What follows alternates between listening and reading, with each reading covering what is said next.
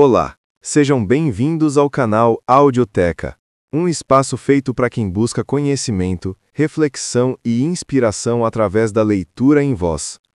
Aqui, você encontrará grandes clássicos da filosofia, da literatura e da espiritualidade, narrados para que possa ouvir em qualquer lugar e a qualquer momento. Antes de começarmos, aproveite para se inscrever no canal, deixar o seu like e ativar o sininho das notificações. Assim, você não perde nenhum capítulo novo que publicarmos. Acomode-se, respire fundo e embarque conosco em mais uma grande história. O audiobook de hoje será A República, por Platão, livro 5. Sócrates. Reputo, pois, uma tal forma de governo boa e correta, tanto para a cidade como para o homem, e julgo as outras más e defeituosas, se aquela for correta, quer objetivem a administração das cidades, quer a organização do caráter no indivíduo. Estas formas de governo são representativas de 4 modalidades de vícios. Glauco. De quais? Eu ia apresentá-las pela ordem em que acredito que se formam umas das outras, quando Polemarco, que se encontrava sentado atrás de Adimantó, agarrou este último pelo ombro, puxou-o pela túnica e, inclinando-se, falou-lhe em voz baixa algumas palavras das quais só foi possível ouvir o seguinte: Vamos permitir que ele prossiga? Adimanto. De jeito nenhum. Sócrates. A quem vós não quereis permitir que prossiga? Adimanto. Só pode ser a ti. Sócrates. E por que motivo? Adimanto. Porque está a nos parecer que tu perdes o ânimo, ocultando-nos uma parte importante do assunto, para não seres obrigado a estudá-la, e que imaginas poder escapar-nos dizendo levianamente que a respeito das mulheres e das crianças todos julgariam evidente que houvesse comunidade entre os amigos. Sócrates. Por acaso eu não o disse e com razão, Adimanto? Sim, certamente, mas essa razão, como todo o resto, necessita de explicações. Que caráter terá essa comunidade? Pois há muitas possíveis. É necessário esclarecer qual é aquela a que te queres referir. Faz muito tempo que aguardamos que nos fales acerca da procriação dos filhos, como se processará e como, após o nascimento, eles deverão ser educados, e que expliques sobre a comunidade das mulheres e das crianças a que te referes, porque estamos convencidos de que a resolução que será tomada a esse respeito acarretará importantes consequências. Agora que passas a examinar outra forma de governo, sem nos teres esclarecido satisfatoriamente sobre estas questões, decidimos não te deixar prosseguir antes que tenhas explicado tudo isto, da mesma forma que procedeste com os outros assuntos. Glauco. Eu também estou de acordo com eles. Trasímaco. Como vês, Sócrates, é uma decisão unânime. Sócrates. Que discussão pretendem levantar novamente a respeito do governo como se ainda estivéssemos no início? Considerava-me satisfeito por havê-la terminado, feliz por vós estardes satisfeitos com o que eu disse há pouco. Ao levantardes essas questões, desconhecem que grande número de discussões incitais. Eu percebi isso e o evitei a instantes, temendo que fosse causar grandes embaraços. Trasímaco. Creis então que estes jovens vieram aqui para derreter ouro e não para discutir assuntos relevantes? Sócrates. Certamente que para discutirem assuntos relevantes, mas de duração limitada. Glauco. Para homens sensatos, tais discussões podem durar a vida inteira, mas não te preocupes conosco, nem te canses de responder às nossas indagações da forma que mais te aprouver, e de nos dizer que gênero de comunidade será estabelecida entre os nossos guardiões no que concerne às crianças e às mulheres, e que educação será ministrada à infância durante o período que vai do nascimento à educação propriamente dita. Tarefa esta que a mim parece a mais difícil de todas. Procura mostrar-nos como é necessário agir. Sócrates. Eis aqui uma questão bastante difícil, meu bom Glauco, pois este assunto comporta muito mais inverossimilhanças do que aquelas de que já tratamos. O nosso projeto será por todos considerado irrealizável. e mesmo supondo-se que venha a se realizar tão perfeitamente quanto possível, continuarão a duvidar da sua superioridade. Por isso, hesitei em abordá-lo, meu caro amigo, temendo que o que eu dissesse pudesse parecer uma vã aspiração. Glauco, não hesites. Ouvirão-te pessoas que não são nem tolas, nem incrédulas, nem maldosas. Sócrates, o excelente amigo, falas assim para me tranquilizares. Glauco, certamente. Sócrates, pois tuas palavras me causam efeito diametralmente oposto. Se eu falasse com conhecimento de causa, o teu estímulo ser-me-ia útil. Com efeito, abordar assuntos de tão grande importância que nos preocupam, diante de pessoas sensatas e amigas, só pode ser feito com segurança e confiança quando se conhece a verdade. Mas falar quando não se possui tanta confiança, como acontece comigo neste instante, é assustador e perigoso. Não porque possa causar o riso em vós, este temor seria infantil, mas porque, se eu me afastar da verdade, arrastarei os amigos na queda, induzindo-os a erro num caso da mais alta importância. Por isso, inclino-me diante de Adrasteia, Glauco, devido ao que vou dizer. Em minha opinião, aquele que mata alguém acidentalmente comete um crime menor do que aquele que induz alguém a erro a respeito de belas, boas e justas leis. Além do mais, é preferível correr esse risco entre inimigos do que entre amigos. Glauco, se viermos a sofrer algum prejuízo por causa da discussão, Sócrates, serás por nós absolvido do crime e do engano de que formos vítimas. Por isso, arma-te de coragem e fala. Sócrates, não resta dúvida de que réu absolvido é inocente nos termos da lei, e então natural que, se assim é, em tal caso, também o seja neste. Glauco, exatamente por isso. Fala. Precisamos voltar atrás e dizer o que talvez eu devesse ter dito na ocasião apropriada. Contudo, talvez seja conveniente que, depois de havermos determinado com precisão o papel dos homens, determinemos agora o das mulheres, principalmente por ser isto que desejavas. Para homens de natureza e educação, tais como os descrevemos, não existe, julgo eu, posse e uso legítimos dos filhos e das mulheres, senão pelo caminho em que os orientamos no início. Pois, de certa maneira, procuramos fazer deles os guardiões de um rebanho. Glauco, concordo. Sócrates, prossigamos então com esta ideia. Concedamos-lhes a respeito da procriação e da educação regras específicas e depois vejamos se o resultado foi satisfatório ou não. Glauco, como? Sócrates, da seguinte maneira.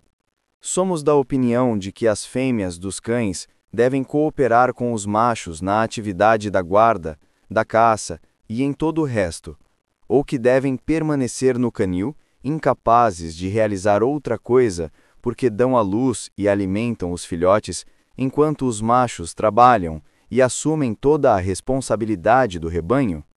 Glauco, somos da opinião de que devem fazer tudo em comum, com a ressalva de que, para as tarefas que deles esperamos, consideremos as fêmeas mais fracas e os machos mais fortes.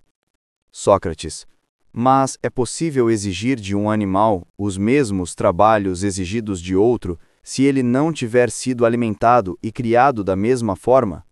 Glauco, é impossível, naturalmente. Sócrates, logo, se exigirmos das mulheres os mesmos serviços que dos homens, precisamos fornecer-lhes o mesmo tipo de educação. Glauco, com certeza. Sócrates, nós ensinamos música e ginástica aos homens. Glauco, é verdade. Consequentemente, deve-se ensinar estas duas artes às mulheres, e também o que concerne à guerra, e exigir-lhes os mesmos desempenhos. Glauco, isso é decorrência do que estás dizendo. Sócrates, é possível, porém, que, no que diz respeito ao uso transmitido, várias dessas coisas pareçam ridículas se passarmos da palavra à ação. Glauco, certamente. E qual tu julgas mais ridícula? Com certeza é o fato das mulheres se exercitarem nuas nos ginásios junto com os homens, e não apenas as jovens, mas também as velhas, da mesma forma que esses velhos, enrugados e de aspecto pouco agradável, que continuam com seus exercícios de ginástica. Glauco: por Zeus, seria de por mais ridículo, ao menos de acordo com os nossos costumes. Sócrates: no entanto, já que estamos discutindo isso, não devemos temer o riso dos gracejadores que falam mal de tudo e todos, quando houver uma tal mudança no que concerne aos exercícios do corpo, à música e principalmente ao porte das armas e à equitação? Glauco: tens razão. Sócrates: então, visto que já entramos no assunto, precisamos avançar até as dificuldades que a lei apresenta, após termos pedido aos gracejadores que renunciem ao seu papel e sejam sérios, eles termos lembrado que não está distante o tempo em que os gregos acreditavam, como ainda acredita a maioria dos bárbaros, que a visão de um homem nu é um espetáculo vergonhoso e ridículo, e que, quando os exercícios de ginástica foram praticados pela primeira vez pelos atenienses, depois pelos lacedemônios, os cidadãos de então tiveram a oportunidade de zombar de tudo isso. Não crês? Glauco: sim, creio. Sócrates: mas quando lhes pareceu que era mais conveniente estar nu do que vestido ao praticar todos esses exercícios, o que lhes parecia ridículo na nudez foi eliminado pela razão, que acabava de descobrir onde estavam melhor. E isso provou como é insensato aquele que julga ridícula outra coisa que não seja o mal, que tenta excitar o riso, tomando para objeto das suas zombarias outro espetáculo que não seja a loucura e a perversidade, ou que busque com seriedade um objetivo que beleza que seja diferente do bem. Glauco: nada mais certo. Sócrates: mas não precisamos começar por reconhecer a possibilidade ou não do nosso projeto e permitir a quem quiser, homem zombeteiro ou sisudo, que ponha em discussão se, na raça humana, a fêmea é capaz de realizar todos os trabalhos do macho, ou nenhum, ou então alguns e não outros, e perguntar a qual destas classes pertencem às atividades da guerra. Então belo início não nos levaria à mais bela das conclusões? Glauco: evidentemente que sim.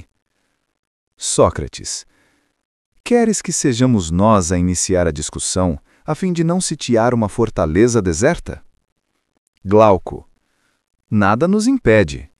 Sócrates: falemos então como falariam os nossos adversários. Ó Sócrates e Glauco, não é necessário que outros vos façam objeções.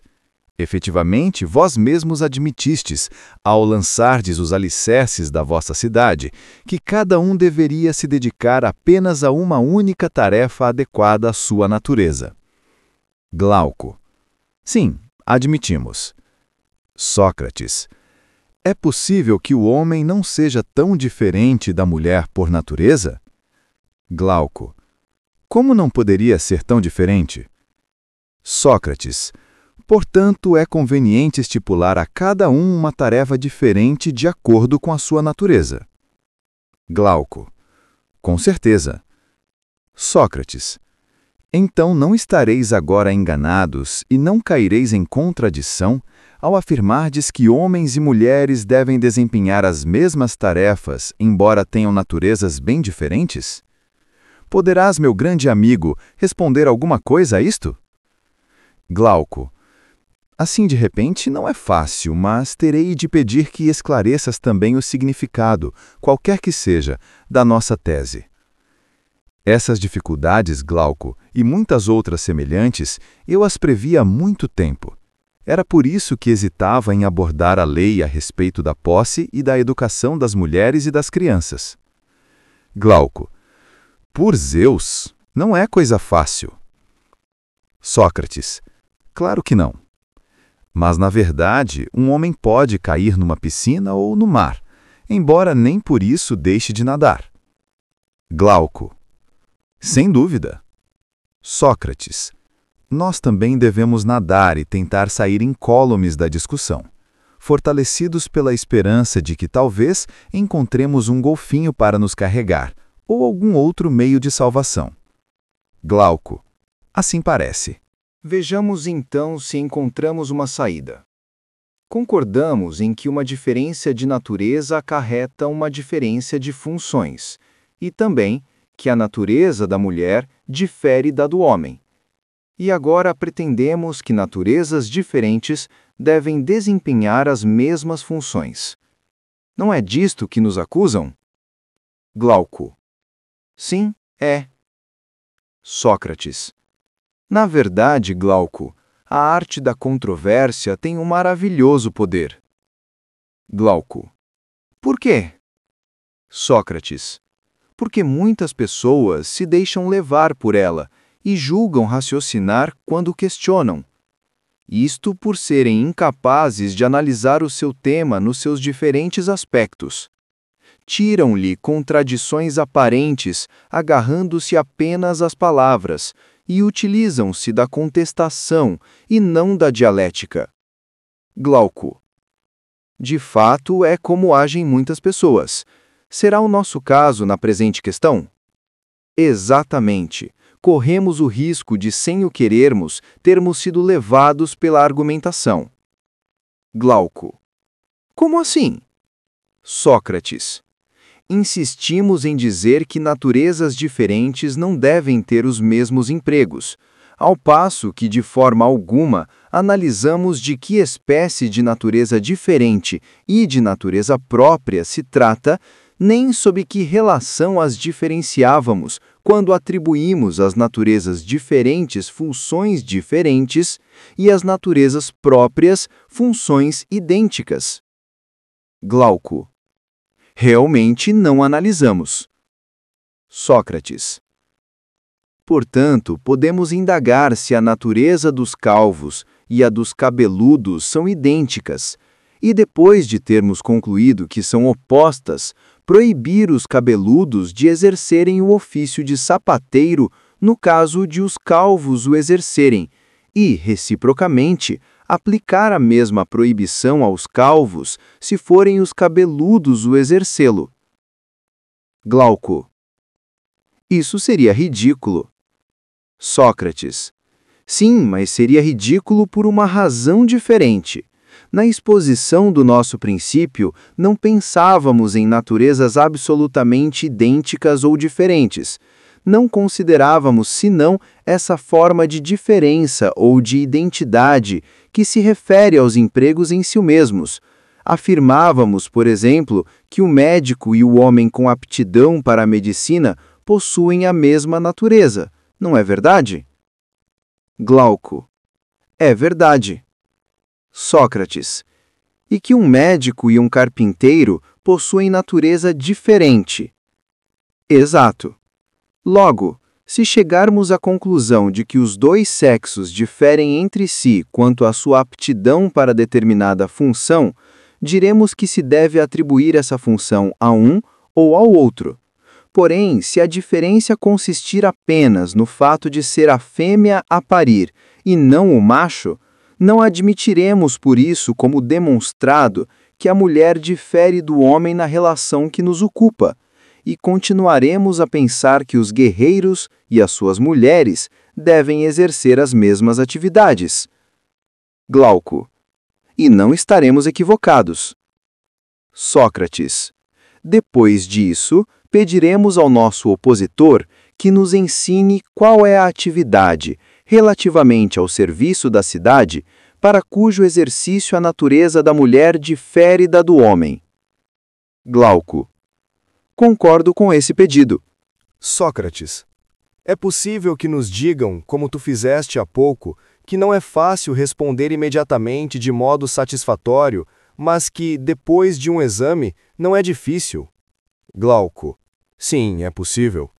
Então, pretendes que peçamos ao nosso opositor que nos acompanhe enquanto tentamos provar-lhe que não existe nenhum emprego exclusivo da mulher no que concerne à administração da cidade? Com certeza. Então, perguntar-lhe-emos: quando declaras que um homem é habilitado para uma coisa e outro inabilitado, queres dizer que o primeiro a aprende facilmente e o segundo com dificuldade? Que um, depois de um breve estudo, leva as suas descobertas muito além do que aprendeu, enquanto o outro, com muito estudo e aplicação, nem ao menos salva o saber recebido? Que no primeiro, as disposições do corpo favorecem o espírito e no segundo o prejudicam? Existem outros sinais além destes que te permitam distinguir o homem habilitado para seja o que for daquele que não é? Ninguém afirmará que existem outros. Sócrates. Tens conhecimento de alguma atividade humana em que os homens não sobrepujem as mulheres? Estenderemos o nosso discurso mencionando a tecelagem, a confeitaria e a cozinha, trabalhos que parecem apropriados às mulheres em que a inferioridade dos homens é altamente ridícula? Glauco. Está certo ao afirmares que em tudo os homens sobrepujam as mulheres. No entanto, muitas mulheres são superiores a muitos homens em muitas atividades. Porém, em geral é como dizes. Sócrates. Consequentemente, meu amigo, não há nenhuma atividade que concerne a administração da cidade que seja própria da mulher enquanto mulher, ou do homem enquanto homem. Ao contrário, as aptidões naturais estão igualmente distribuídas pelos dois sexos, e é próprio da natureza que a mulher, assim como o homem, participe em todas as atividades, ainda que em todas seja mais fraca do que o homem. Glauco. Perfeitamente. Então, consideremos todas as atividades aos homens e nenhuma às mulheres? Como fazer isto? Mas existem mulheres que têm uma disposição inata para a medicina ou para a música e outras que não têm. Com certeza. E não existem as que possuem uma disposição inata para a ginástica e para a guerra e outras que não apreciam nem a guerra nem a ginástica? Creio que sim. Muito bem. Não existem mulheres que amam e outras que odeiam a sabedoria? Não existem algumas que são ardorosas e outras sem ardor? Sim, existem. Logo, existem mulheres que são aptas para a guerra e outras que não são. Ora, não escolhemos homens dessa natureza para tomá-los nossos guerreiros? Sim, escolhemos. Portanto, a mulher e o homem possuem a mesma natureza no que concerne a sua aptidão para proteger a cidade, sem esquecer que a mulher é mais fraca e o homem mais forte. Assim parece. Consequentemente, temos de escolher mulheres semelhantes aos nossos guerreiros que viverão com eles e com eles protegerão a cidade, visto que são capazes disso e as suas naturezas são semelhantes. Não há dúvida. Mas não se devem atribuir as mesmas atividades às mesmas naturezas? Sim. Percebemos então que o caminho percorrido nos reconduz ao ponto de partida e concluímos que não é contrário à natureza sujeitar as mulheres dos nossos guerreiros à música e à ginástica. Perfeitamente. Dessa maneira, a lei que estabelecemos não é nem impossível nem um desejo vão, visto que está de acordo com a natureza. Muito pelo contrário. São as normas atualmente estabelecidas que vão de encontro à natureza. E o que parece? Mas não decidimos analisar se a nossa instituição era possível e desejável? Sim, decidimos. Ora, concluímos que é possível. Concluímos. Em seguida, precisamos nos convencer de que é desejável. Evidentemente. A educação que formará as mulheres para o exercício da guerra não será diferente da que formam os homens, não é mesmo? Principalmente se seu objetivo for cultivar naturezas idênticas. Não será diferente? Muito bem. Qual é a tua opinião sobre isto? Sobre o quê? Admites que um homem pode ser melhor e outro pior ou considera-os todos iguais? De forma alguma os considera iguais. E na cidade que fundamos, quais são, na tua opinião, os melhores, os guerreiros que receberam a educação por nós descrita ou os sapateiros que foram instruídos na arte do calçado? A tua pergunta é ridícula. Mas os guerreiros não formam a elite dos cidadãos? Formam. E as guerreiras não serão a elite das mulheres? Assim também. E existe para uma cidade coisa mais valiosa do que possuir os melhores homens e as melhores mulheres? Não. Mas isso não será o resultado da música e da ginástica aplicadas da forma que estipulamos? Sem dúvida. Isto significa que estabelecemos uma lei, não apenas possível, mas também desejável para a cidade. Sim. Desta forma, as mulheres dos nossos guerreiros abandonarão as suas roupas, pois a sua virtude as substituirão, participarão da guerra e de todas as atividades relacionadas com a defesa da cidade, sem se ocupar de outra coisa. No serviço, atribuiremos-lhes apenas a parte mais leve, devido à fraqueza de seus músculos. E a respeito daqueles que zombam das mulheres nuas quando estiverem treinando para um objetivo superior, não sabem do que zombam nem o que fazem. De fato, devemos sempre afirmar que o útil é belo e que só o nocivo é vergonhoso. Glauco. Tens toda a razão. Sócrates. Podemos afirmar que esta disposição da lei a respeito das mulheres é como uma onda a que acabamos de escapar a nado, e não só conseguimos não submergir ao decidirmos que os nossos guerreiros e as nossas guerreiras devem fazer tudo em comum, mas também o nosso discurso demonstra que isso é ao mesmo tempo possível e vantajoso. Glauco. Realmente não é pequena a onda que acabas de escapar. Sócrates. Não a julgarás grande quando vires a que vem em seguida. Glauco. Mostra-ma, então. Penso que a esta lei e às precedentes se segue esta. Glauco. Qual? Sócrates. Todas as mulheres dos nossos guerreiros pertencerão a todos, nenhuma delas habitará em particular com nenhum deles. Da mesma maneira, os filhos serão comuns, e os pais não conhecerão os seus filhos, nem estes os seus pais. Glauco. Esta é uma coisa bem mais inverossímil que o resto e que dificilmente será considerada possível e vantajosa. Sócrates. Não creio que se possa contestar, no que se refere à vantagem, que a comunidade das mulheres e dos filhos seja um bem enorme, se for realizável, mas penso que, a respeito da sua execuibilidade, pode surgir profunda contestação. Glauco. Um e outro aspecto podem muito bem ser contestados. Sócrates. Estás querendo dizer que serei obrigado a enfrentar uma série de obstáculos, e eu que aprezava evitar um, se tu reconhecesse a vantagem, e ter de discutir apenas a possibilidade? Glauco. Sim, mas não soubeste mascarar a tua evasiva. Portanto, explique estes dois pontos. Sócrates. Vejo que não há como fugir. Concede-me, porém, este favor.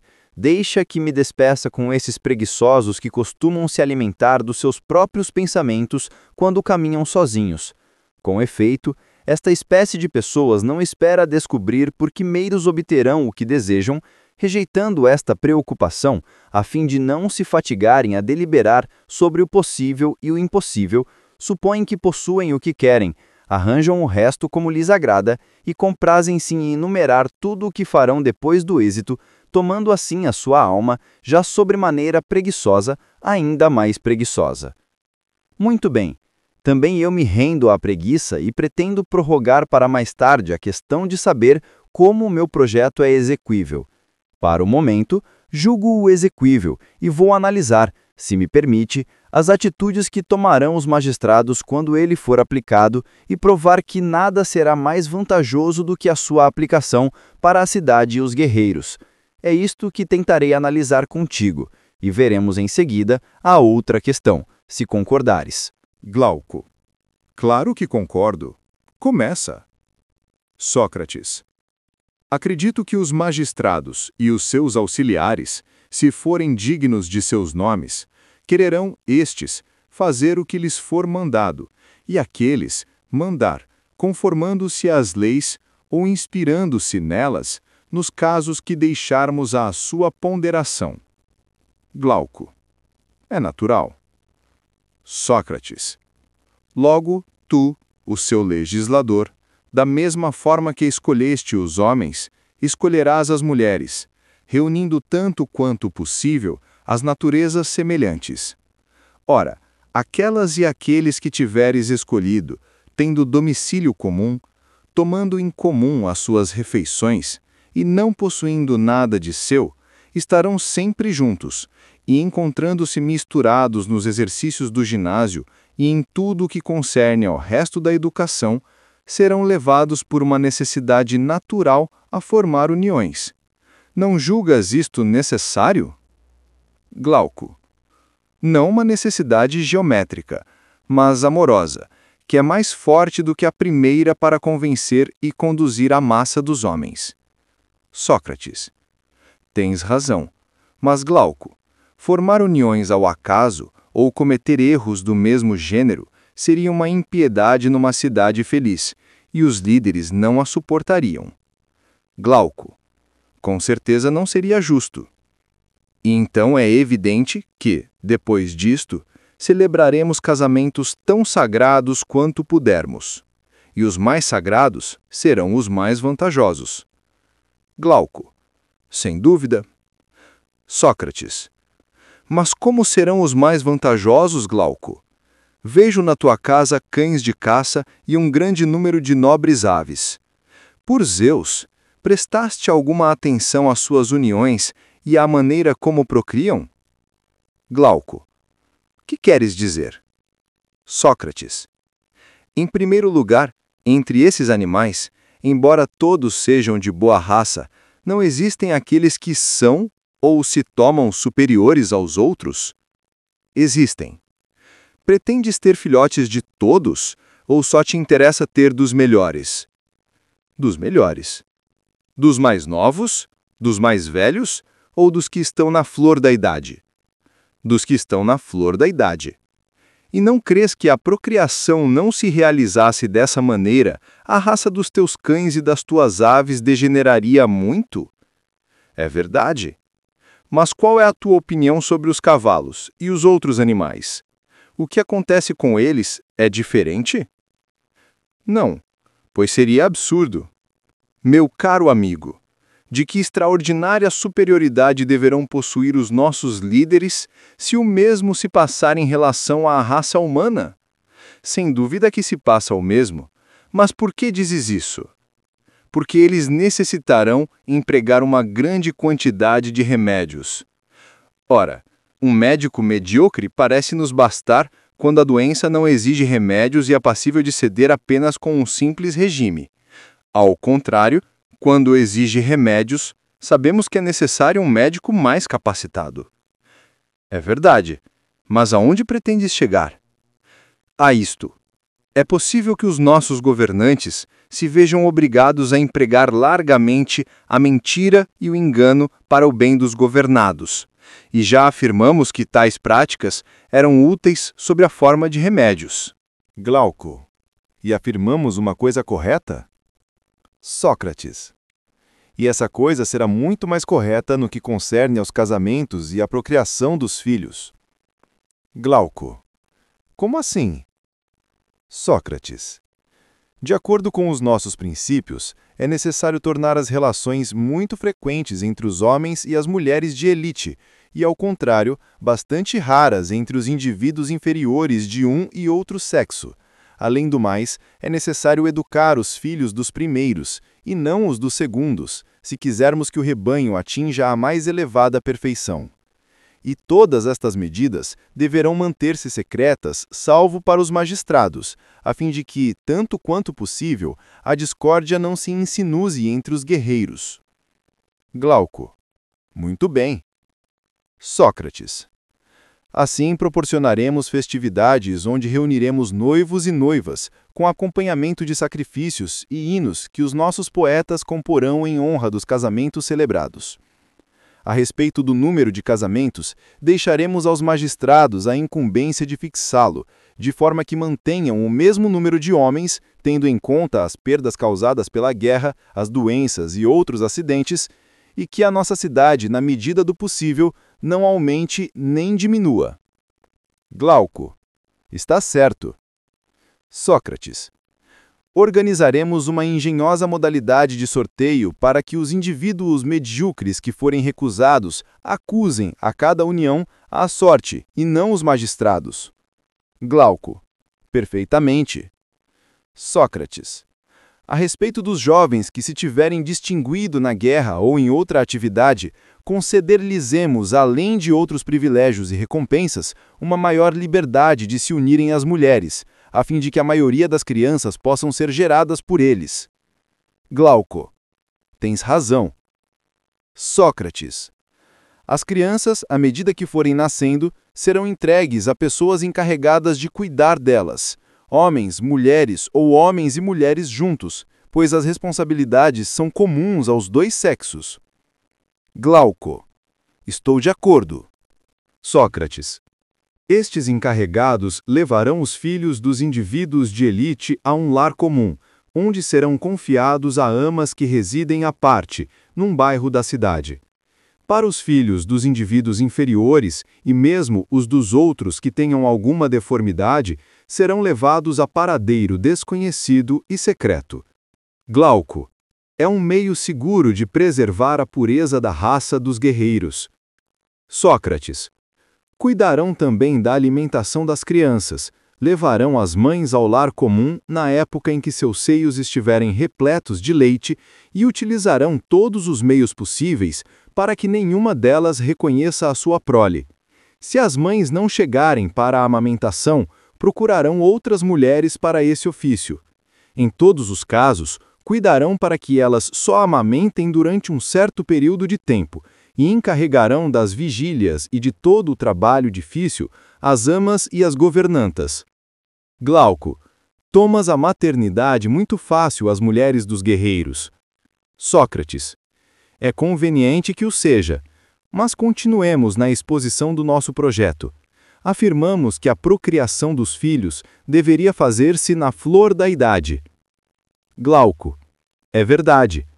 Mas não achas que a duração média da flor da idade é de 20 anos para as mulheres e 30 para os homens? Glauco. Como estipulas esse tempo para cada sexo?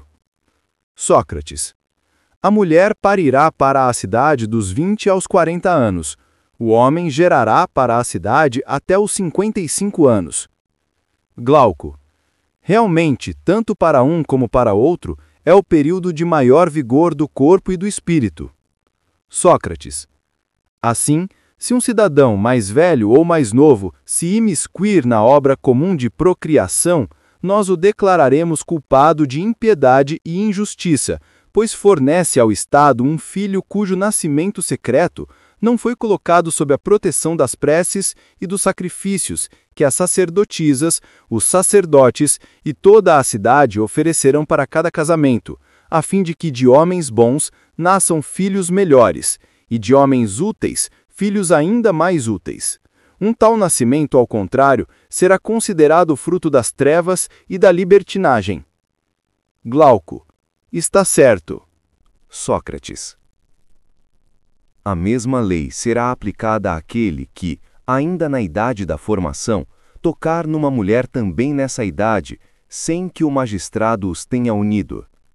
Declararemos que um homem assim introduz na cidade um bastardo cujo nascimento não foi nem autorizado, nem santificado. Glauco. Muito bem. Porém, quando para um e outro sexo houver passado a idade da procriação, deixaremos os homens livres de se ligarem a quem quiserem, exceção feita às filhas, às mães, às netas e às avós. Igual liberdade terão as mulheres em relação aos homens, exceto com seus avós, com seus pais, com seus filhos e com seus netos. Conceder-lhes-emos esta liberdade após haver-lhes recomendado que tomem todas as precauções possíveis para que nenhum filho fruto dessas uniões veja a luz do dia, e, se houver algum que abra caminho à força para a vida, que os enjeitem, pois a cidade não se encarregará de alimentá-lo. Glauco. As tuas palavras são ponderadas, mas como reconhecerão seus pais, as suas filhas e os outros parentes a que acabas de te referir? Sócrates. Não os reconhecerão, mas todos os filhos que nascerem do 7º ao 10º mês, a partir do dia em que um guerreiro contrair matrimônio, serão chamados por ele, os do sexo masculino, de filhos, os do sexo feminino, de filhas, e eles o chamarão de pai. Chamará netos aos filhos destes, e eles o chamarão de avó, a ele e aos seus companheiros de casamento, e chamarão de avós às suas companheiras assim. Por fim, todos os que tiverem nascido no tempo em que os seus pais e suas mães forneciam filhos à cidade, tratar-se-ão de irmãos e irmãs, de maneira a evitar que, como já dissemos, contraiam uniões entre si. Contudo, A lei permitirá que irmãos e irmãs se unam se tal casamento for acertado pelo sorteio e, além disso, aprovado pela sacerdotisa. Glauco. Muito bem. Será assim, Glauco, a comunidade das mulheres e dos filhos entre os guerreiros da tua cidade, que esta comunidade se harmonize com o resto da Constituição e seja altamente desejável, eis o que o nosso discurso deve agora demonstrar, não é assim? E por Zeus. Ora, como ponto de partida do nosso acordo, não devemos perguntar a nós mesmos qual é, na organização de uma cidade, o maior bem, aquele que o legislador deve visar ao elaborar as suas leis, e qual é também o maior mal. Em seguida, não se deve examinar se a comunidade que acabamos de descrever nos orienta para esse grande bem e nos afasta desse grande mal? Glauco. Concordo plenamente. Sócrates. Muito bem. Mas há maior mal para uma cidade do que aquele que a divide e a torna múltipla em vez de una? Há maior bem do que aquele que a une e a toma una? Não. Muito bem. A união de prazer e dor não é um bem na cidade, quando, na medida do possível, todos os cidadãos se alegram ou sofrem igualmente com os mesmos acontecimentos felizes ou infelizes. Com toda a certeza. Sócrates. E não é o egoísmo destes sentimentos que a divide quando alguns se afligem e os outros se alegram por ocasião dos mesmos acontecimentos públicos ou particulares? Sem dúvida. Sócrates. E isso não é devido ao fato de os cidadãos não serem unânimes em pronunciar estas frases: isto me diz respeito, isto não me diz respeito, isto não tem nada a ver comigo? Glauco. Sem sombra de dúvida. Sócrates.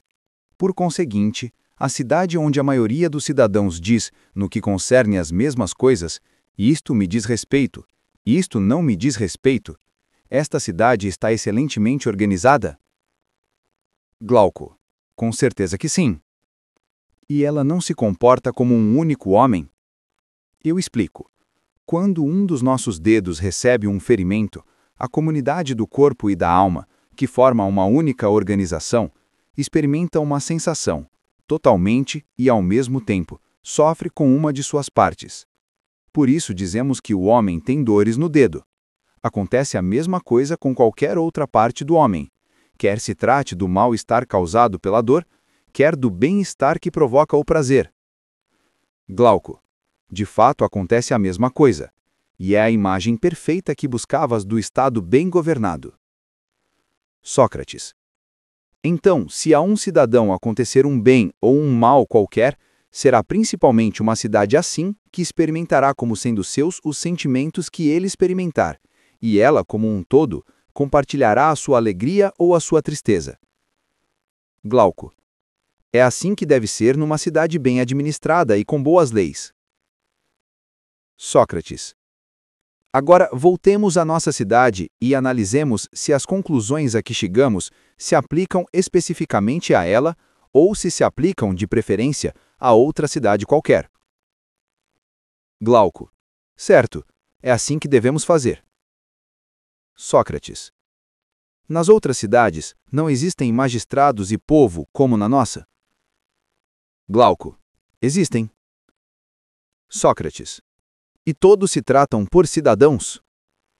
Glauco. Claro que sim. Sócrates. Nas outras cidades, além de cidadãos, que nome em especial dá o povo àqueles que o governam? Glauco.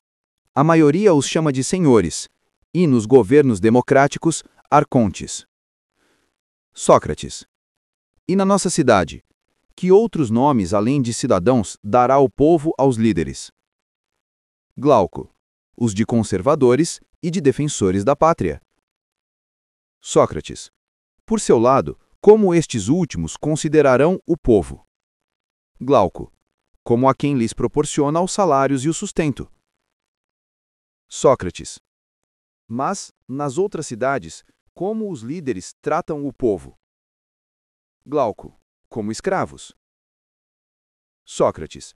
E como se tratam entre si aqueles que governam? Glauco, como colegas na autoridade. Sócrates, e na nossa cidade? Glauco, como guardiões do mesmo povo. Sócrates, diz-me, se nas outras cidades os líderes tratam como amigo um de seus colegas e um outro como estranho. Glauco, muitos agem dessa forma. Sócrates, logo pensam e dizem que se preocupam com os interesses do amigo e não com os do estranho. Glauco, é verdade. Sócrates. E entre os teus guerrens, existe algum que possa pensar ou dizer de um dos seus colegas que lhe é estranho? Glauco. De forma alguma, pois cada um verá nos outros um irmão ou uma irmã, um filho ou uma filha, ou qualquer outro parente na linha ascendente ou descendente. Sócrates. Excelente. Agora responda a isto. Legislarás apenas para que eles troquem entre si nomes de parentesco ou para que todos os seus atos estejam de acordo com esses nomes? Para que exprimam aos seus pais todos os deveres de respeito, solicitude e obediência que a lei prescreve em relação aos pais, sob pena de incorrer no ódio dos deuses e dos homens se agirem de modo diferente? Com efeito, agir de modo diferente é cometer uma impiedade e uma injustiça. São estas máximas ou outras que todos os teus cidadãos ensinarão às crianças, falando-lhes dos seus pais, que lhes mostrarão e dos outros parentes? Glauco. Serão essas? Seria ridículo que proferissem esses nomes de parentesco sem cumprir os deveres que eles implicam. Sócrates. Assim, em nossa, mais do que em todas as outras, os cidadãos proferirão em uníssono, quando acontecer algum bem ou mal a um deles, as nossas frases de há pouco. Os meus negócios vão bem ou os meus negócios vão mal. Glauco. Nada mais verdadeiro. Sócrates. Mas não afirmamos que, em decorrência desta convicção e desta maneira de falar, haveria entre eles uma identidade de alegrias e tristezas? Glauco. Sim, e o afirmamos com acerto. Sócrates.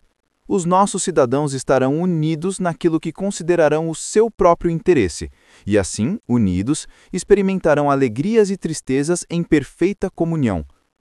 Glauco. Isso mesmo. A que atribuir efeitos tão admiráveis senão à constituição da nossa e, especialmente, à comunidade das mulheres e dos filhos estabelecida entre os guerreiros? Glauco. Não há dúvida de que esse será o principal motivo. Sócrates. Mas nós concluímos que essa comunhão de interesses representava um maior bem para a cidade quando comparávamos uma cidade sabiamente organizada ao corpo, na forma como este se comporta em relação a uma de suas partes, no que concerne ao prazer e à dor. Glauco. E concluímos acertadamente. Sócrates. Portanto, está provado que a causa do maior bem que pode acontecer na cidade é a comunidade das crianças e das mulheres dos guerreiros. Glauco. Com certeza. Convém acrescentar que estamos de acordo com o que estabelecemos anteriormente. Com efeito, dissemos que os nossos guerreiros não deviam possuir nem casas, nem terras, nem qualquer outra propriedade, mas que deviam receber seu sustento dos outros cidadãos, vivendo vida comum se quiserem ser guerreiros autênticos. Glauco. Muito bem. Sócrates.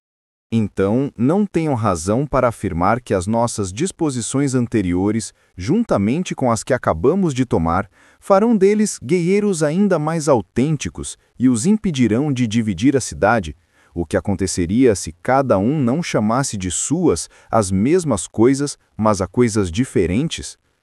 Se morando separadamente, levassem para suas respectivas casas tudo aquilo de que pudessem garantir a posse exclusiva, e se, tendo mulher e filhos diferentes, imaginassem alegrias e tristezas pessoais, ao passo que, com uma crença idêntica a respeito do que lhes pertence, terão todos o mesmo objetivo e experimentarão, tanto quanto possível, as mesmas alegrias e as mesmas tristezas? Glauco. É inegável. Pois bem, não desaparecerão processos e acusações em uma cidade onde cada um só terá de seu o próprio corpo e onde todo o resto será comum? Não decorre daqui que os nossos cidadãos estarão ao abrigo das discórdias causadas pela posse de riquezas, filhos e parentes? Glauco. É obrigatório que estejam livres de todos esses males.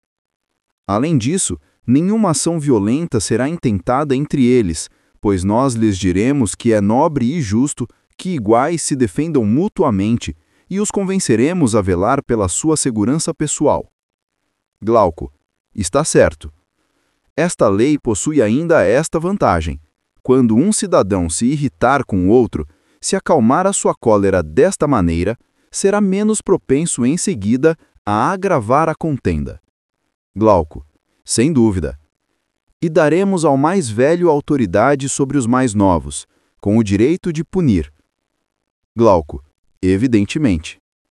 E os jovens não tentarão, sem autorização dos magistrados, usar de violência para com os mais velhos, nem feri-los, nem ofendê-los de qualquer outra maneira, pois 2 guardas serão suficientes para os impedir, o medo e o respeito. O respeito, mostrando-lhes um pai na pessoa que querem ferir. O medo, fazendo-lhes compreender que os outros irão em socorro da vítima, estes como filhos, aqueles como irmãos ou pais. Lembro-me disso.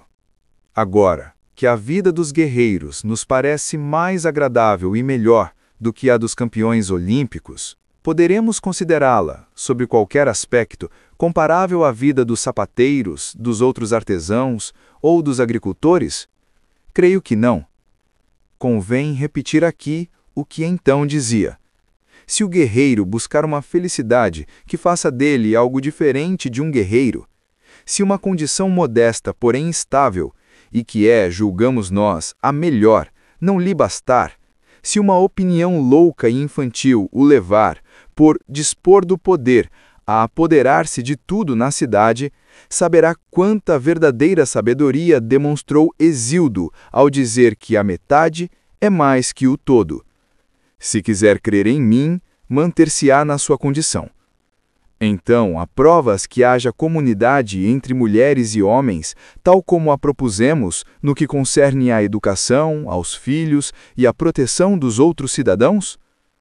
Admites que as mulheres, quer fiquem na cidade, quer partam para a guerra, devem entrar de guarda com os homens, caçar com eles como fazem as fêmeas dos cães e unir-se tão completamente quanto possível a todos os seus trabalhos, que assim agirão de acordo e não contrariamente à natureza das relações entre fêmea e macho, na medida em que são feitos para viverem em comum? Glauco: admito. Sócrates: só falta analisar se é possível estabelecer na raça humana a comunidade que existe nas outras raças, e como isso é possível. Glauco: adiantaste-te, pois eu ia falar-te disso. Sócrates: a respeito da guerra, penso que é bem evidente como a farão. Glauco: como? E claro que a farão em comum, e se farão acompanhar dos filhos robustos, para que estes, como os filhos dos artesãos, vejam o que necessitarão fazer quando atingirem a idade adulta, além disso, a fim de que possam fornecer ajuda e serviço em tudo que se refere à guerra e prestar assistência aos pais e às mães. Não notaste o que se faz nos ofícios e, por exemplo, quanto tempo os filhos de oleiros passam a ajudar e a ver trabalhar os seus pais antes de se pôr à obra? Glauco: é claro que notei. Os artesãos devem ter mais cuidado que os guerreiros na formação dos seus filhos, pela experiência e tendo em vista o que convém fazer? Glauco: seria ridículo. Por outro lado, todo animal luta mais corajosamente na presença da sua prole. Glauco: sim, mas existe o risco, Sócrates, de que, sofrendo um desses reveses que são frequentes na guerra, pereçam eles e os seus filhos, e o resto da cidade não possa recuperar-se de semelhante perda. Sócrates: tens razão, mas achas que o nosso primeiro dever seja jamais expô-los ao perigo? Glauco: de jeito nenhum. Muito bem. Se precisam enfrentar o perigo, não é no caso em que o sucesso possa torná-los melhores? Glauco: sim, evidentemente. Crês que importa pouco que crianças destinadas a tornar-se guerreiros vejam ou não vejam o espetáculo da guerra e que o resultado não valha o risco? Glauco: não, ao contrário, isso interessa no aspecto que referiste. Agiremos então de forma que as crianças sejam espectadoras dos combates, velando pela sua segurança, e tudo dará certo, não é assim? Sim. Em primeiro lugar, os seus pais não ignorarão quais são as expedições perigosas e quais não são, logicamente. Por conseguinte, farão com que os filhos participem das primeiras, mas evitarão que participem das segundas. Correto. E não lhes darão por líderes os cidadãos mais medíocres, mas aqueles que a experiência e a idade tomam capazes de orientar e governar crianças. Sim, é o que convém. Contudo, muitas vezes acontecem acidentes imprevistos. Naturalmente. Considerando tais eventualidades, meu amigo, é necessário dar desde muito cedo asas às crianças para que possam, se for preciso, salvar-se voando. Que queres dizer? Que é necessário ensiná-las a cavalgar o mais cedo possível e, bem treinadas, fazê-las participar do combate como espectadoras, não montadas em cavalos fogosos, mas em cavalos ligeiros no galope e dóceis ao freio. Desta forma, verão perfeitamente o que terão de fazer um dia e, se o perigo se tomar grande, salvar-se-ão com toda a segurança. Julgo que tens razão. E o que dizer a respeito da guerra? Como irão se comportar os teus soldados entre si mesmos e em relação ao inimigo? Achas que a minha opinião sobre isto está certa ou não? Explica-te. O soldado que abandonar o seu posto, depuser as armas ou cometer qualquer ação semelhante por covardia, não deve ser relegado para a classe dos artesãos ou dos lavradores? Evidentemente. E aquele que for aprisionado pelo inimigo, não o deixaremos como presente aos que o tiverem aprisionado, para que façam da sua presa o que quiserem. Assim será. E aquele que se distinguir pela sua excelente conduta, não convém que, no campo de batalha, os jovens e as crianças que o acompanharam à experiência o coroem, cada um por sua vez? Não tens esta opinião? Sim, tenho. E que lhe apertem a mão. Também sou dessa opinião. Mas creio que isto tu não aprovarás. O quê? Que cada um deles o beije e seja por ele beijado? Aprovo isso mais do que qualquer outra coisa. E acrescento ainda que, enquanto durar a expedição, não será permitido a nenhum daqueles que ele quiser beijar recusar-se, a fim de que o guerreiro que ama alguém, homem ou mulher, lute mais ardentemente por alcançar o prêmio da sua coragem. Concordo. Aliás, já dissemos que reservaríamos aos cidadãos de elite uniões mais numerosas que aos outros e que, a respeito dos casamentos, a escolha cairia mais frequentemente sobre eles do que sobre os outros, a fim de que a sua raça se multiplique, tanto quanto possível. Glauco. Com efeito, dissemos. Sócrates. De acordo com Homero, também é justo honrar jovens que se destacam por favores desta natureza. Com efeito, Homero relata que, tendo-se Ajax distinguido num combate, o honraram servindo-lhe o lombo inteiro de um boi, querendo dizer com isto que tal recompensa convinha perfeitamente a um guerreiro jovem e valoroso, sendo ao mesmo tempo para ele uma distinção e uma maneira de aumentar as suas forças. Glauco. Muito bem. Sócrates. Neste ponto, então, seguiremos a autoridade de Homero. Nos sacrifícios e em todas as solenidades semelhantes, honraremos os bravos conforme o seu mérito, não só por meio de hinos e das distinções de que acabamos de citar, mas também com lugares de honra à mesa, carnes e taças cheias. Glauco. Estou de pleno acordo. Sócrates. A respeito dos guerreiros mortos em combate, não diremos daquele que tiver tido um fim glorioso que pertence à raça de ouro? Glauco. Com toda a certeza que diremos. Sócrates. Não creremos também, como disse Hesíodo, que depois da morte os homens desta raça se tornam gênios puros e bons, que habitam sobre a terra, que preservam do mal e guardam os mortais? Glauco. Sim, creremos. Sócrates. Consultaremos o Deus a respeito da sepultura que se deve dar a esses homens maravilhosos e divinos e das honrarias que lhes são devidas, e depois realizaremos as exéquias da maneira que nos for indicada. Glauco: com certeza. Sócrates: e os seus túmulos serão objeto do nosso culto e da nossa veneração. Prestaremos as mesmas honras aos que morreram de velhice ou de qualquer outra forma em quem tivermos reconhecido durante a vida um mérito extraordinário. Glauco: muito justo. Sócrates: e de que maneira se comportarão os nossos soldados em relação ao inimigo? Glauco: em que sentido? Sócrates: em primeiro lugar, no que concerne à escravidão. Julgas justo que cidades gregas escravizem gregos, ou devem proibi-lo às outras dentro do possível, e os gregos se acostumem a poupar a raça grega, com medo de cair na servidão dos bárbaros? Glauco: o importante é que os gregos se sirvam disso com ponderação. Sócrates: é importante, então, que não possuam escravos gregos e aconselhem os outros gregos a seguir o seu exemplo.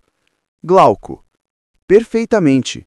Assim, dirigirão melhor as suas forças contra os bárbaros e evitarão de as dirigir contra si próprios. Sócrates: quer dizer que tirar dos mortos outros despojos além das armas, depois da vitória, será comportar-se com moderação? Isso não proporciona aos covardes o pretexto, a fim de não participarem dos combates mais acirrados, de realizarem uma tarefa necessária, ficando debruçados sobre os cadáveres? A prática de rapinas deste tipo já não causou a ruína de muitos exércitos? Glauco: é verdade. Sócrates: não há baixeza e cobiça em despojar um cadáver, não é indício de um espírito covarde e mesquinho tratar como inimigo o corpo de um inimigo quando este está morto e desapareceu, deixando somente o instrumento de que se servia para combater? Julgas que o comportamento dos que agem assim difere do das cadelas que mordem a pedra que lhes atiram e não fazem nenhum mal a quem a atirou? Glauco: não diferem em nada. Sócrates: portanto, é necessário deixar de despojar os cadáveres e evitar que o inimigo os leve. Glauco: sim, por Zeus, é necessário. Sócrates: também não levaremos aos templos, para que sejam consagradas aos deuses, as armas dos vencidos, principalmente as dos gregos, por pouco ciosos que sejamos da condescendência dos nossos compatriotas. Antes recearemos macular os templos, levando para aí os despojos dos nossos parentes, a não ser que o Deus o exija. Glauco: muito bem. Sócrates: analisemos agora a destruição do território grego e o incêndio das moradias. Como se comportarão os teus soldados em relação ao inimigo? Glauco: gostaria de ouvir a tua opinião a esse respeito. Sócrates: muito bem. Penso que não se deve nem destruir nem incendiar, mas apropriar-se apenas da colheita do ano. Queres saber por que motivo? Glauco: quero. Sócrates: guerra e discórdia são dois nomes diferentes, designam duas coisas realmente diferentes e aplicam-se às divisões que se verificam em dois objetos. Eu afirmo que o primeiro desses objetos é o que pertence à família, ou está ligado a ela, e o segundo, o que pertence a outrem, ou é estranho à família. Assim, o nome de discórdia aplica-se à inimizade entre parentes, e o de guerra, à inimizade entre estranhos. Glauco: o que dizes está corretíssimo. Sócrates: vê se o que digo agora o está também. Afirmo que os gregos pertencem a uma mesma família e são parentes entre si, e que os bárbaros pertencem a outra família, diferente e estranha. Glauco: está certo. Sócrates: portanto, quando os gregos lutam contra os bárbaros e os bárbaros contra os gregos, diremos que se guerreiam, que são inimigos naturais, e denominaremos guerra a sua inimizade. Mas, se acontece algo parecido entre gregos, diremos que são amigos naturais, mas que num determinado momento a Grécia está doente, em estado de sedição, e denominaremos discórdia essa inimizade. Glauco: estou totalmente de acordo. Sócrates: considera o que acontece quando uma dessas perturbações, que se convencionou denominar sedições, se produz e divide uma cidade. Se os cidadãos de cada facção devastam os campos e queimam as casas dos cidadãos da facção contrária, disse que a sedição é infausta e que nem uns nem outros amam a sua pátria, pois, se a amassem, não ousariam destruir assim a sua fornecedora de alimentos e a sua mãe. Ao contrário, considera-se admissível que os vencedores levem somente as colheitas dos vencidos, na esperança de que se reconciliarão um dia com eles, e não continuarão fazendo-lhes a guerra.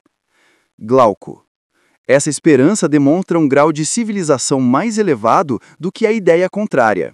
Sócrates: muito bem. Não é um Estado grego que queres fundar? Glauco: sim, deve ser grego. Sócrates: como consequência, os seus cidadãos serão bons e civilizados. Glauco: no mais alto grau. Sócrates: eles amarão os gregos? Defenderão a Grécia como a sua pátria? Assistirão às solenidades religiosas comuns? Glauco: sem dúvida. Então, considerarão seus contenciosos com os gregos uma discórdia entre parentes e não lhes darão o nome de guerra? Glauco: perfeitamente. Sócrates: e nesses contenciosos comportar-se-ão como devendo reconciliar-se um dia com os seus adversários? Glauco: com toda certeza. Sócrates: chamá-los-ão brandamente à razão e não lhes infligirão como castigo a escravatura e a destruição, sendo amigos que corrigem, e não inimigos. Glauco: concordo contigo que os nossos cidadãos devem comportar-se dessa maneira em relação aos seus adversários e tratar os bárbaros como os gregos se tratam agora entre si. Sócrates: façamos então também uma lei que proíba os guerreiros de devastarem as terras e incendiarem as casas. Glauco: correto, e com certeza dará bons resultados, como as anteriores. Porém, parece-me, amigo Sócrates, que se te deixarmos continuar, nunca mais te lembrarás do assunto que puseste de parte para entrares em todas essas considerações, isto é, se semelhante governo é possível e como é possível. Que se ele for instituído numa cidade, proporcionará todos esses bens, e o concordo contigo, e citarei inclusive outras vantagens que tu omites. Os cidadãos lutarão tanto mais valorosamente contra o inimigo, na medida em que jamais desertarão uns aos outros, conhecendo-se como irmãos, pais e filhos, e chamando-se por esses nomes. E se suas mulheres combaterem com eles, seja nas mesmas fileiras, seja colocadas na retaguarda, para assustarem o inimigo e prestarem auxílio em caso de necessidade, sei que então serão invencíveis. Vejo também os bens de que desfrutarão e que tu não mencionaste. Porém, dado que estou de acordo contigo em que terão todas essas vantagens e muitas outras, se esse governo for instituído, deixa de me falar dele. Procuremos antes de nos convencer de que uma tal cidade é possível. De que maneira é possível? E deixemos de lado todas as outras questões. Sócrates: que impetuosa investida fazes contra o meu discurso, sem me dar tempo de respirar. Talvez não saibas que, no instante em que acabo, a muito custo, de escapar a duas ondas, tu ergues outra, a mais alta e a mais terrível das três. Quando a tiveres visto e ouvido, com certeza irás me desculpar por ter, não sem razão, hesitado e receado enunciar e tentar analisar uma proposta tão paradoxal. Quanto mais falares dessa maneira, menos te dispensaremos de dizeres como pode ser realizado semelhante governo. Portanto, explica-o sem mais delongas. Sócrates: em primeiro lugar, precisamos nos lembrar que foi a busca da natureza da justiça e da injustiça que nos conduziu até aqui. Glauco: sem dúvida, mas que interesse tem isso? Sócrates: nenhum. Simplesmente, se descobrirmos o que é a justiça, condiremos que o homem justo em nada deve se diferenciar dela, mas ser-lhe idêntico, ou nos contentaremos em vê-lo aproximar-se da justiça o máximo possível e participar dela em grau mais elevado que os outros. Glauco. Contentar-nos-emos com isso. Era com a finalidade de termos modelos que investigávamos o que é a justiça em si mesma e o que seria o homem inteiramente justo se de fato existisse. Por essa mesma razão, procurávamos a natureza da injustiça e do homem absolutamente injusto. Queríamos, erguendo as vistas para um e outro, ver a felicidade e a infelicidade reservadas a cada um deles, a fim de sermos obrigados a concluir, naquilo que nos diz respeito, que aquele que se lhes assemelhar mais terá uma sorte mais semelhante à delas. Mas o nosso objetivo não era demonstrar a possibilidade de existência destes modelos. Glauco. Tens razão. Sócrates. Crês que a habilidade de um pintor fica diminuída se, após ter pintado o mais belo modelo de homem e dado à sua obra todas as características adequadas, for incapaz de provar a existência de semelhante homem? Glauco. Não, por Zeus, não creio. Mas que fizemos nós até agora se não traçar o modelo de uma boa cidade? Glauco. Nada mais. Sócrates. Julgas, então, que o que dissemos seria menos bendito se fôssemos incapazes de provar que se pode edificar uma cidade com base nesse modelo? Glauco. Certamente que não. Sócrates. Logo, a verdade é esta. Contudo, se quiseres que eu tente demonstrar para te dar prazer de que maneira e em que condições semelhante cidade é realizável no mais alto grau, faze-me novamente para esta demonstração a mesma concessão de há pouco. Glauco. Qual? Sócrates. É possível executar uma coisa tal como se descreve? Ou é próprio da natureza das coisas que a execução tenha menos influência sobre a verdade que o discurso, embora alguns não acreditem nisso? Tu concordas ou não? Glauco. Concordo. Sócrates. Então, não me obrigues a mostrar-te plenamente realizado o plano que traçamos no nosso discurso. Se estivermos em condições de descobrir como, de uma maneira muito próxima da que descrevemos, uma cidade pode ser organizada, confessa que descobriremos que as tuas prescrições são realizáveis. Não ficarás contente com este resultado? Por mim, ficarei. Glauco. Concordo. Glauco. Eu também. Sócrates. Agora precisamos descobrir e mostrar qual o vício interior que impede as cidades atuais de serem organizadas conforme dizemos, e qual a menor mudança possível que as conduzirá à nossa forma de governo. De preferência uma só, ou então duas, ou então as menos numerosas e as menos importantes possível. Glauco. Perfeitamente. Sócrates.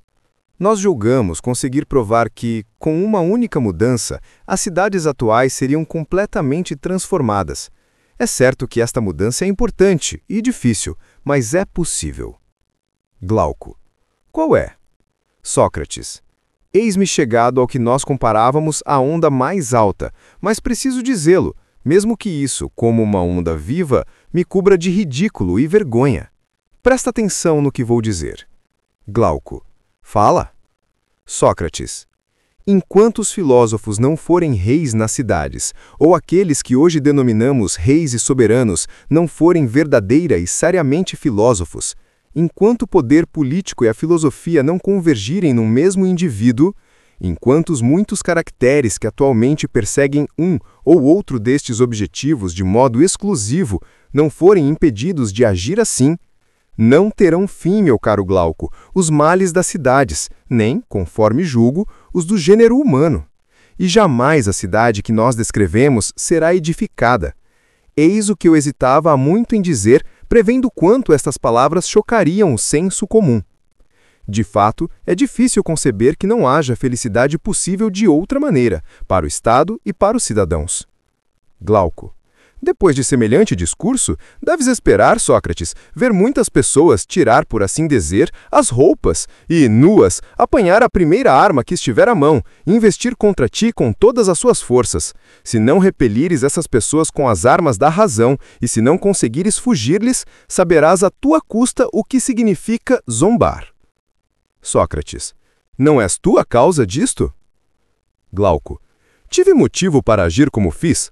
No entanto, não irei trair-te, mas ajudar-te-ei o mais que puder. Posso mostrar-me conciliador e encorajar-te. Talvez até responda com mais acerto do que qualquer outro às tuas perguntas. Certo de tal ajuda, tenta demonstrar aos incrédulos que as coisas são como dizes. Sócrates: tentarei, dado que me ofereces tão vigorosa aliança. Por isso, torna-se necessário, se quisermos escapar a estes assaltantes, distinguir quais são os filósofos aos quais nos referimos, quando ousamos dizer que é necessário confiar-lhes o governo, para que, feita esta distinção, estejam preparados para nos defender, mostrando que a uns convém por natureza consagrar-se à filosofia e governar na cidade, e aos outros não se consagrarem à filosofia e obedecerem ao líder. Glauco: é hora de fazer essa distinção. Sócrates: então segue-me e vejamos se de uma ou outra maneira podemos nos explicar a este respeito. Glauco: vai adiante. Sócrates: muito bem. Lembre-se que quando se afirma que alguém ama uma coisa, se fala com rigor, não se entende por isso que esse alguém ama uma parte dessa coisa e não outra, mas sim a totalidade. Glauco: não me lembro muito bem disso.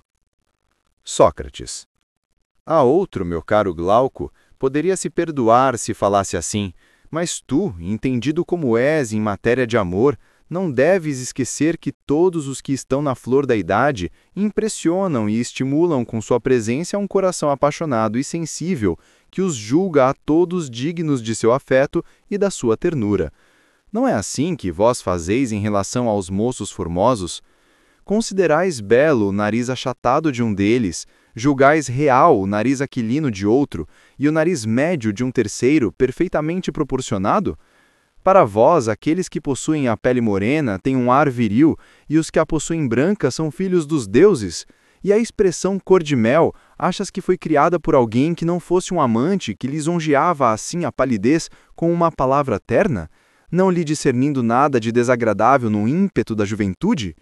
Resumindo, agarrais todos os pretextos, empregais todas as expressões para não repelir nenhum daqueles que resplandecem na sua juventude. Glauco: se queres dizer, tomando-me como exemplo, que os apaixonados agem assim, concordo, no interesse da discussão. Não vês que as pessoas amantes do vinho agem da mesma maneira? E que jamais lhes faltam pretextos para considerarem bom qualquer tipo de vinho? Glauco: sim, vejo-o perfeitamente. Sócrates: também vês, creio eu, que os ambiciosos, quando não podem obter o alto comando, comandam um terço da tribo, e quando não são honrados por pessoas de uma classe superior, contentam-se em sê-lo por pessoas de uma classe inferior, porque são ávidos de distinções quaisquer que sejam. Glauco: perfeitamente. Agora responda-me. Se dissermos de alguém que deseja uma coisa, afirmaremos com isso que a deseja na sua totalidade ou que só deseja dela isto e não aquilo? Glauco: que a deseja na sua totalidade. Sócrates: diremos então que o filósofo deseja a sabedoria, não nesta ou naquela das suas partes, mas no seu conjunto. Glauco: é verdade. Sócrates: não afirmaremos a respeito daquele que se mostra rebelde às ciências, principalmente se é jovem e ainda não distingue o que é útil do que não é, que é amigo do saber e filósofo, da mesma forma que não afirmaremos de um homem que se mostra complicado a respeito da alimentação, que tem fome ou que deseja determinado alimento, mas que não tem apetite? Glauco: sim, e teremos razão. Sócrates: mas aquele que deseja saborear toda a ciência, que se entrega alegremente ao estudo e nele se revela insaciável, a esse chamaremos com razão de filósofo, não é assim? Glauco: nesse caso terás muitos e estranhos filósofos, pois julgo sê-los todos os que apreciam os espetáculos, por causa do prazer que sentem em aprender, mas os mais bizarros a catalogar nessa classe são as pessoas ávidas em ouvir, que com certeza não assistiriam a uma discussão como a nossa, mas que, como se tivessem alugado os ouvidos para escutarem todos os coros, correm às festas dionisíacas, não faltam nem as das cidades nem as dos campos. Denominaremos filósofos todos esses homens, tanto os que demonstram entusiasmo em aprender semelhantes coisas, como os que estudam as artes inferiores? Sócrates. Logicamente que não. Estas pessoas apenas aparentam ser filósofos. Glauco. Quais são, então, na tua opinião, os verdadeiros filósofos? Sócrates. Os que amam o espetáculo da verdade. Glauco. Talvez tenhas razão, mas que entendes por isso? Sócrates. Não seria fácil de explicar a outra pessoa, mas creio que concordarás comigo nisto. Glauco. Em quê? Sócrates. Visto que o belo é o contrário do feio, trata-se de duas coisas distintas. Glauco. Claro. E, visto que são duas coisas distintas, cada uma delas é uma? Glauco. Sim, é. Acontece a mesma coisa com o justo e o injusto, o bom e o mal, e todas as outras formas. Cada uma delas tomada em si mesma é una. Porém, dado que entram em comunidade com ações, corpos e entre si mesmas, revestem 1000 formas que parecem multiplicá-las. Glauco. Tens razão. Sócrates. E neste sentido que eu diferencio de um lado os que amam os espetáculos, as artes, e são homens práticos, e de outro, aqueles a quem nos referimos no nosso discurso, os únicos a quem com razão podemos denominar filósofo. Glauco. Em que sentido? Os primeiros, cuja curiosidade situa-se toda nos olhos e nos ouvidos, amam as belas vozes, as cores e as figuras bonitas e todas as obras em que entre alguma coisa de semelhante, mas a sua inteligência é incapaz de enxergar e apreciar a natureza do próprio belo. Glauco. É assim mesmo. Sócrates. Mas não são raros aqueles que são capazes de se elevar até a essência do próprio belo? Glauco. Bastante raros. Sócrates. Aquele que conhece as coisas belas, mas não conhece a beleza em sua essência, e não é capaz de seguir aqueles que poderiam levá-lo a esse conhecimento, parece-te que vive sonhando ou acordado? Vê bem, sonhar não é, quer se esteja dormindo, quer acordado, tomar a aparência de uma coisa pela própria coisa? Glauco. Sem dúvida que sonhar é isso.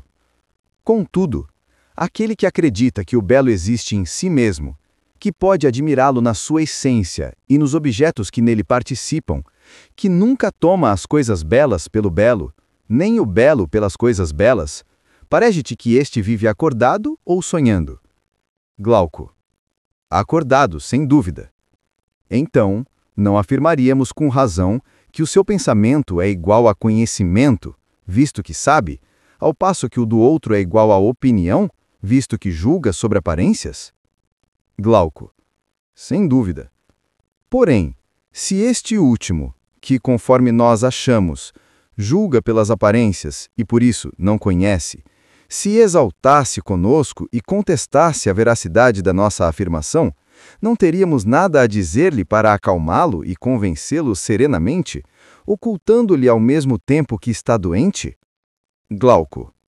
Seria necessário acalmá-lo. Muito bem. Vê o que diríamos a ele.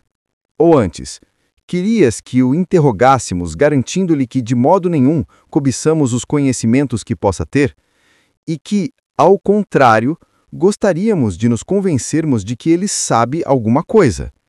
Mas perguntaríamos-lhe: diz-me, aquele que sabe alguma coisa ou nada? Glauco, responda tu por ele. Glauco. Responderei que sabe alguma coisa. Sócrates. Que é ou que não é? Glauco. Que é.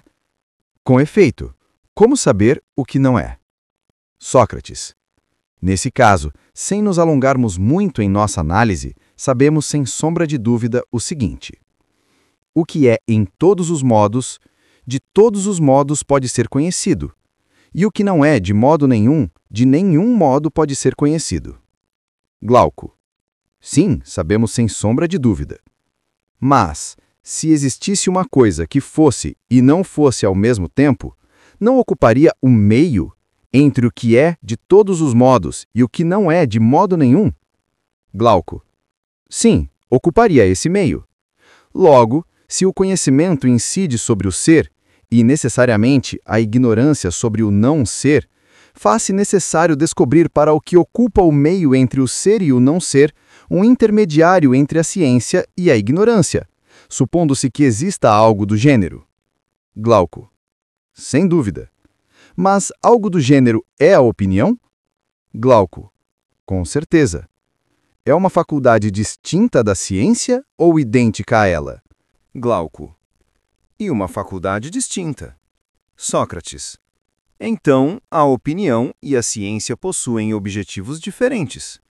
Glauco. Assim é. E a ciência, incidindo por natureza sobre o ser, tem por objetivo saber que ele é o ser. Julgo que devo explicar uma coisa. Glauco. Qual? Afirmo que as faculdades são uma espécie de seres que nos habilitam a realizar as operações que nos são próprias. Por exemplo, a visão e a audição são faculdades. Compreendes o que entendo por este nome genérico? Glauco. Compreendo.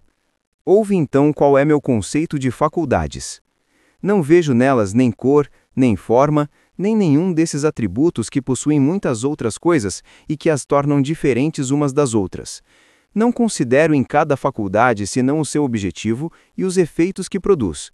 Por este motivo, dei a todas o nome de faculdades, e considero idênticas as que possuem o mesmo objetivo e produzem os mesmos efeitos, diferentes aquelas cujo objetivo e cujos efeitos são diferentes. Mas tu, como fazes? Glauco. Da mesma forma. Então continuemos, meu grande amigo. Situas a ciência no número das faculdades ou em outra categoria? Glauco. Situo-a no número das faculdades, considero-a até a mais elevada de todas. Sócrates. E a opinião? Tu a situas também entre as faculdades? Glauco. Sim, porque a opinião é a faculdade que nos permite julgar pela aparência. Sócrates. Mas ainda há pouco dizias que a ciência e a opinião são duas coisas diferentes. Glauco. Sem dúvida. E como poderia um homem sensato confundir o que é infalível com aquilo que não o é? Sócrates. Então está claro que distinguimos a opinião da ciência. Glauco. Sim. Portanto, cada uma tem, por natureza, um objetivo diferente. Glauco. Necessariamente. O objetivo da ciência não é conhecer o que é exatamente tal como é. Glauco. Sim. E o propósito da opinião não é julgar pelas aparências? Glauco. Sim. Mas a opinião conhece aquilo que conhece a ciência? Uma mesma coisa pode ser ao mesmo tempo o objetivo da ciência e da opinião, ou isso é impossível? Glauco. É impossível. Com efeito, se faculdades diferentes possuem por natureza objetivos diferentes, se, por outro lado, ciência e opinião são duas faculdades diferentes, disto decorre que o objetivo da ciência não pode ser o mesmo da opinião. Logo, se o objetivo da ciência é o ser, o da opinião será algo diferente do ser. Glauco. Algo diferente. Mas a opinião pode incidir sobre o não ser, ou é impossível saber por ela o que não é? Raciocina. Aquele que opina, opina sobre alguma coisa, ou é possível opinar e não opinar sobre nada? Glauco. É impossível. Portanto, aquele que opina, opina sobre determinada coisa. Glauco. Sim. E o não ser alguma coisa não é antes uma negação da coisa? Com certeza. Por isto, temos necessariamente de relacionar o ser à ciência e o não ser à ignorância. Glauco. E com razão.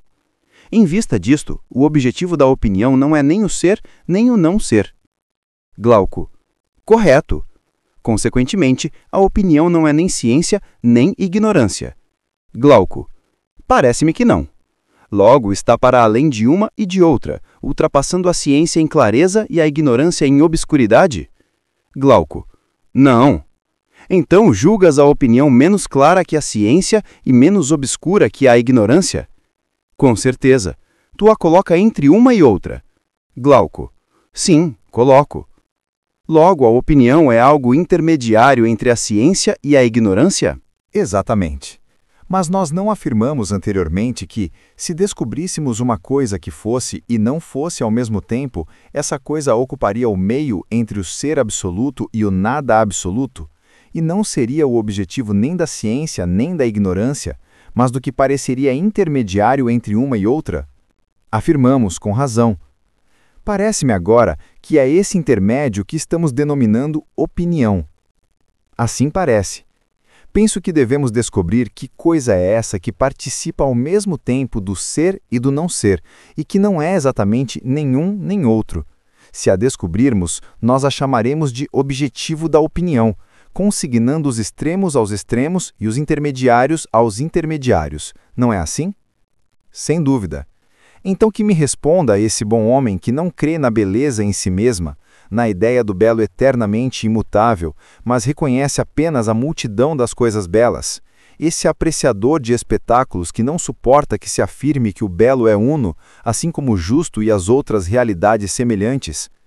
Entre esse grande número de coisas belas, excelente homem, dir-lhe-emos, há uma que possa parecer feia? Ou, entre as justas, injusta? Ou, entre as sagradas, profana? Sim, dirá ele, pois é obrigatório que as mesmas 4 coisas, observadas de pontos de vistas diferentes, pareçam belas e feias, justas e injustas, e assim por diante. E as quantidades duplas podem parecer não ser metades de outras? De forma alguma. Afirmo o mesmo a respeito das coisas que se dizem grandes ou pequenas, pesadas ou leves.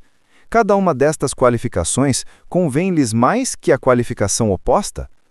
Não, participam sempre de uma e de outra. Por acaso essas muitas coisas são mais do que se diz que são? Isto parece com essas adivinhações que se fazem nos banquetes, e com o enigma das crianças a respeito do eunuco que ataca o morcego, onde se diz, de forma obscura, com que o atacou e onde estava pendurado. Essas numerosas coisas de que falas possuem um caráter ambíguo, e nenhuma delas pode ser concebida como sendo ou não sendo, ou conjuntamente uma e outra, ou nenhuma nem outra. Que fazer, então, e onde situá-las melhor do que entre o ser e o não ser? Não parecerão mais obscuras que o não ser sobre o aspecto do mínimo de existência, nem mais claras que o ser sob o do máximo de existência? Por certo que não. Parece, pois, havermos descoberto que as múltiplas fórmulas da multidão respeitantes ao belo e as outras coisas semelhantes giram, por assim dizer, entre o nada e a existência absoluta.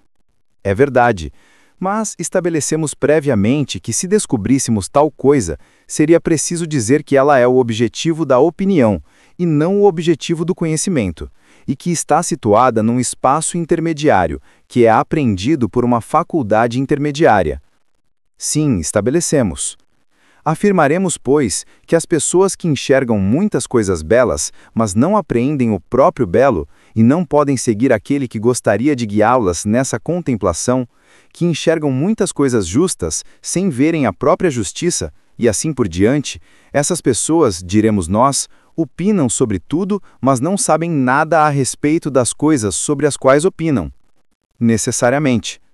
Mas que diremos daquelas pessoas que enxergam as coisas em si mesmas, na sua essência imutável, que elas possuem conhecimentos e não opiniões, não é verdade? Necessariamente também.